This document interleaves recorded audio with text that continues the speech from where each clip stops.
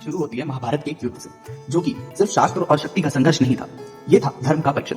इस युद्ध के शोर से दूर एक योद्धा खड़ा था, जिसका बल इतना प्रचंड था कि अगर वो युद्ध में उतर जाता तो इतिहास का रुख पल भर में ही बदल जाता। उसका नाम था बार्बरिक, भीम का पुत्र, घटोत्कच का पुत्र और मां मुरवी के वरदान से पाए हुए 3 अमोघ बाणों का स्वामी। ये बाण सिर्फ शास्त्र नहीं थे, ये नियम थे। एक बाण शत्रु को चिन्हित करता, दूसरा अपने पक्ष को, और तीसरा सब कुछ समाप्त कर देता। पर बार्बरिक की सबसे बड़ी शक्ति उसका बल नहीं था, बल्कि उसकी प्रतिज्ञा थी, मैं हमेशा हारने वाले का साथ दूंगा। यही से धर्म उलझन में पड़ जाता है, क्योंकि युद्ध में हर क्षण हार जीत बदलती रहती है। कभी पांडव कमजोर पड़ते, कभी कौरव। अगर बार्बरिक युद्ध में होता तो जब पांडव हारते वो उनके पक्ष में लड़ता, और जब कौरव हारते वो उनके सहारे बन जाता। इसका अर्थ था बार्बरिक हर पल पक्ष बदलता, और अंत में पूरा युद्ध एक अनंत चक्र बन जाता, जिसमें धर्म का कोई निश्चित विजेता नहीं होता। तब स्वयं श्री कृष्ण आए, भगवान के रूप में नहीं, बल्कि धर्म के प्रश्नकर्ता के रूप में। कृष्ण ने पूछा, यदि अंत सिर्फ एक योद्धा बचे और वो भी हार जाए तो तुम किसका साथ लोगे? बार्बरिक ने बिना सोचे कहा, मैं उसका ही साथ दूंगा, चाहे मुझे पूरी दुनिया से ही क्यों न लड़ना पड़े।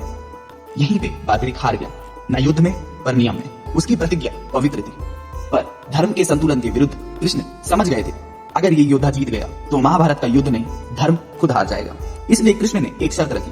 उन्होंने कहा, यहाँ एक पेड़ है, अगर तुम एक ही तीर से इस पेड़ के सारे पत्तों को भेद देते हो तो तुम युद्ध में जा सकते हो, अन्यथा मैं जो मांगूंगा तुम्हें वो मुझे देना होगा।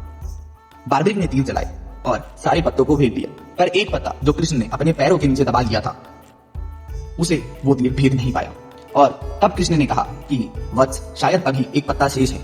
और बार्बरिक पूछते हैं, कैसे प्रभु? जब कृष्ण उन्हें बताते हैं कि उन्होंने एक पत्ता पैर से दबा लिया था, तो बार्बरिक कहते हैं, प्रभु ठीक है, मैं अपनी तीर का रुख बदल देता हूँ, मैं उस पत्तों को भी उसी तीर से भेद देता हूँ। जब वो तीर उनके चरणों पे आके लगने ही वाला होता है, तब वो तीर वहीं पे रुक जाता है, और तब स्वयं कृष्ण अपना विष्णु रूप उनको दिखाते हैं, और उसी क्षण बार्बरिक हार मान लेते हैं। और तब कृष्ण ने मांगा शीशदान। ना कोई बार्बरिक ने प्रश्न किया, ना कोई शर्त रखी। उसने अपनी जीत, अपना भविष्य, अपनी कहानी, सब कुछ धर्म के चरणों में रख दिया। ये हार थी, पर सबसे बड़ी विजय भी थी। कृष्ण ने बताया, तुम याद रखे जाओगे, कलयुग में तुम श्याम के नाम से पूजे जाओगे, और जो जीवन से हारा होगा तुम उसका सहारा बनोगे। आज वही बार्बरिक खाटू श्याम के रूप में विराजमान है।